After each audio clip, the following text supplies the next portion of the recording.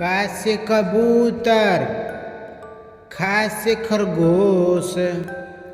ग से गमला, घ से घड़ी,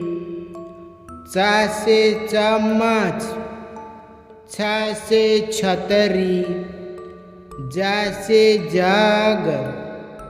झ से झंडा, ट से टमाटर, ठ से ठेला,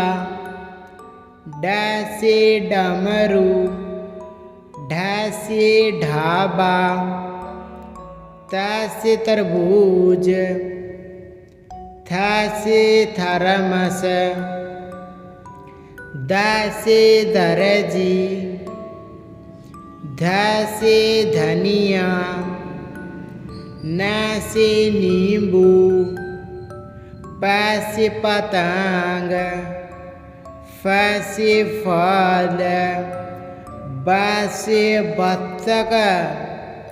भ से भालू, म से मछली, य से यज्ञ, र से रस्सी, ल से लड़का, व से वाक,